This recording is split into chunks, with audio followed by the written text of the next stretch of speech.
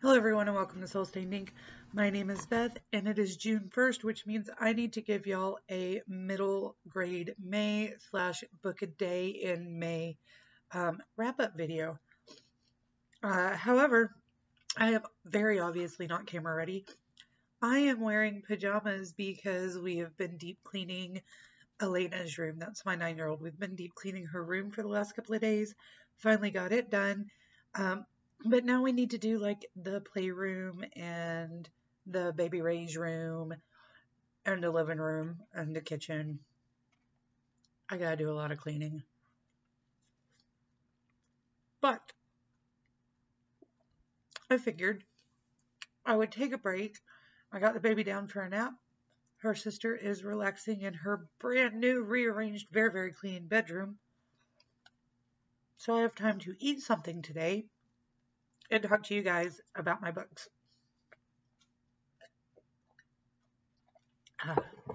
However, I don't know how long the piece is going to last, so I got to do everything at the same time. Basically, I read 21 middle grade books, 10 picture books, but one of the 21 middle grade books was also a picture book. Like it's a children's picture book, but it's appropriate for middle grade, and I am using it for both. And one play, so I ended up hitting my book a day in May goal, although I am still super jealous of Elizabeth at Lizzie Faye Loves Books because she read like 70 books. 70. Because she and her daughter read a Dr. Seuss a day on top of everything else. Ain't nobody got time for that. Ain't nobody got time for that, Elizabeth. Make me look bad every single year. But I did book a day in May, and that's where we're going to leave that at. That also means that, yes, I read 21 middle grade books in the month of May. However, out of those 21 middle grade books, my absolute favorites were actually rereads.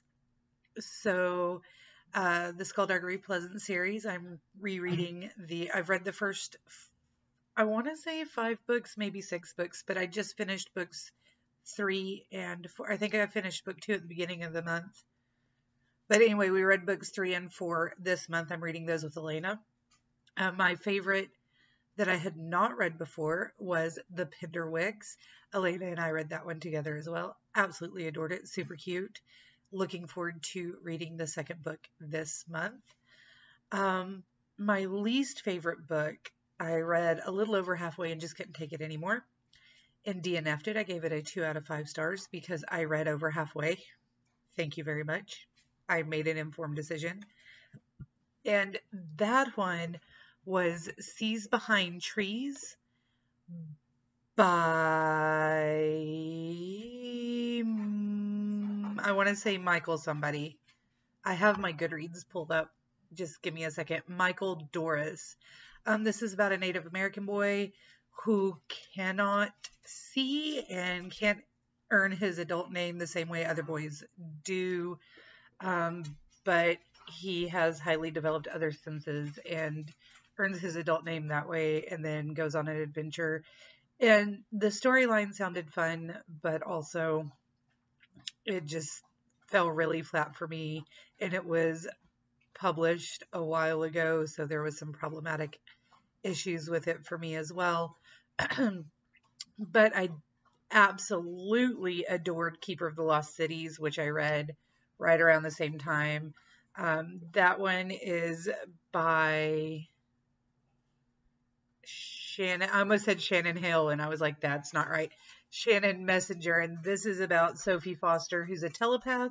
And then she finds out that she's not just a telepath. She's an elf. And they're not sure why she's been living in the mortal world. But she's not supposed to be there. She's lived there her whole life, and she's 12. It's super fun, and there's a bunch of books in that series. Fiona from Reads and Eats and myself will be reading the second book, I think in July.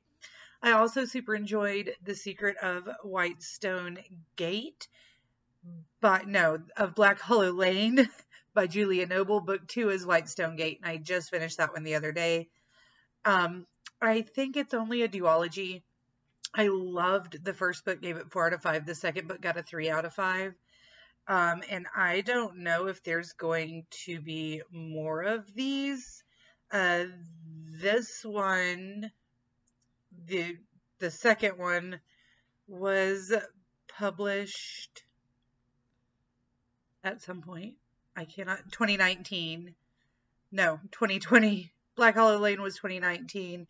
Whitestone Gate was 2020, so I don't think that there are any more at this particular point in time slated to come out. Another one that I didn't really like as much as I thought I was going to was The Ghost and Mrs. Hobbs, which I thought was next to me. Yes, I can actually show you guys this one. This is by Cynthia DeFelice, and it was published at some point in 2001.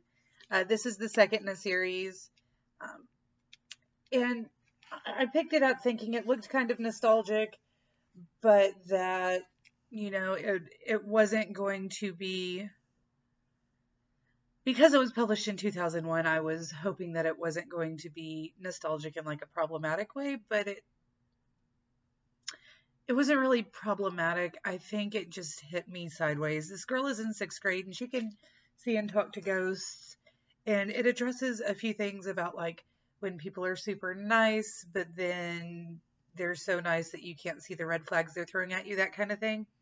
And that was cool, but I don't think it was handled appropriately. That's what I'm trying to say. And then another one that I had previously read but super love is Booked by Kwame Alexander. I read that with my 8th graders. Probably my absolute favorite new read, along with the Penderwicks, was Property of the Rebel Librarian, and then also Pennsylvania. Those are 2 I super loved. And Bernice Buttman, Model Citizen. Those 3, I have reviews up for those, so if you just go back on my page, you can see me talking about them. But yeah, I read a whole bunch of books this month that I really enjoyed. Most of them I really enjoyed. There were only a couple of them that I didn't like all that much. And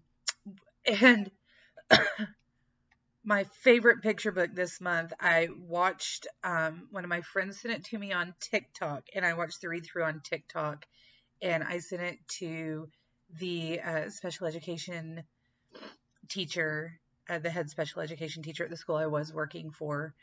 And it's called Why Johnny Doesn't Flap.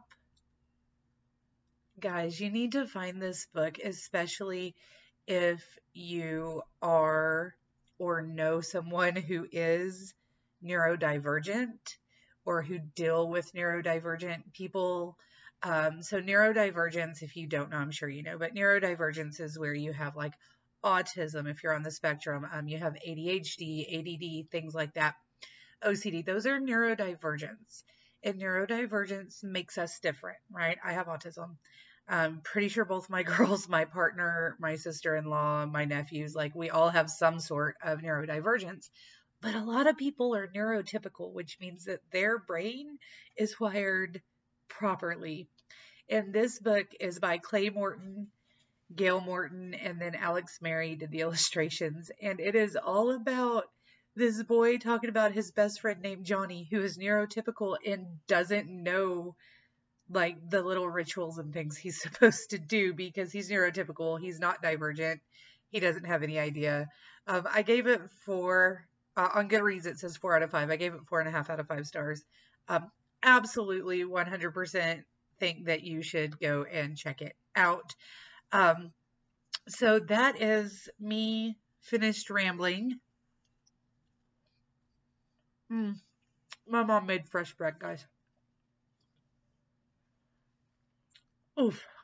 Anyway, that is me finished rambling about middle grade May. Look forward to my June TBR coming up tomorrow, maybe. I don't know. I have an interview tomorrow morning. I may have to film it tonight, but we'll see what happens. And until next time, stay safe out there. Bye.